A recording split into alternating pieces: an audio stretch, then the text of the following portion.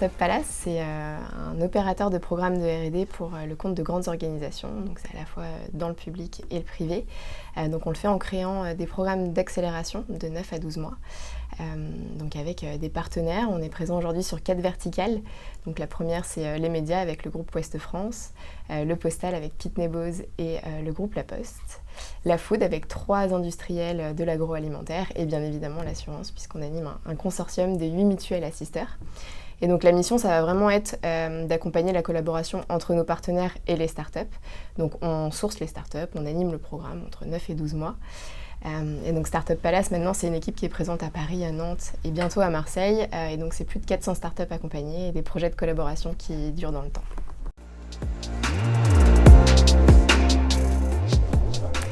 Alors, il existe plein de stratégies d'innovation différentes. Nous, on pense vraiment qu'aujourd'hui, la collaboration entre ces deux types de structures est vraiment efficace. Donc, ça permet aux grands groupes, d'une part, de se transformer plus rapidement avec des solutions qui ont fait leurs preuves, avec des technologies maintenant qui permettent des intégrations un peu plus fluides.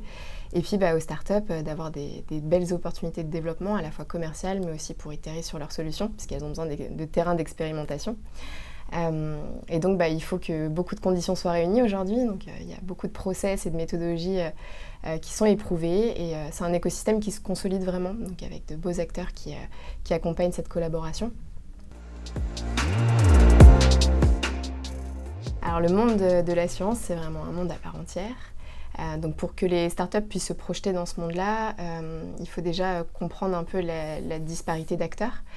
Donc on parle de réassureurs, on parle d'assureurs, de mutuelles, on parle de courtiers, de distributeurs. Donc ça va être vraiment important pour elles de bien identifier les besoins et les enjeux de chacun pour se positionner sur la chaîne de valeur de l'assurance, qui est vraiment très spécifique et où il y a beaucoup de besoins, notamment pour inventer les produits et services de demain, donc de l'assurance, mais aussi pour améliorer tous les process internes et la relation assurée. Donc voilà, bien se positionner sur cette chaîne de valeur-là et puis comprendre qu'avec la transformation numérique et digitale actuelle, ça crée vraiment un vivier d'opportunités pour elles. On pourrait croire que c'est assez simple pour les startups aujourd'hui de se dire ok, on va plugger notre service santé directement à des contrats d'assurance existants, mais c'est un peu plus complexe que ça.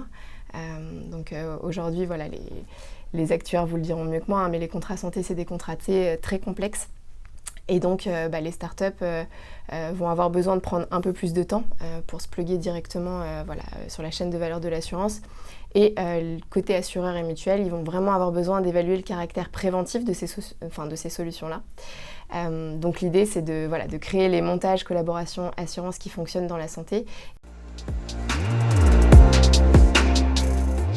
Vous l'aurez compris, chez Startup Palace, on est vraiment passionné de l'accompagnement startup et notamment de l'accompagnement entre les grands groupes et les startups pour faire des projets de collaboration qui fonctionnent. Donc être innovateur aujourd'hui, ça nous permet de continuer cette mission sur le secteur de l'assurance santé et donc de créer les modèles de collaboration de demain. Donc on a vraiment hâte de rencontrer la nouvelle promotion.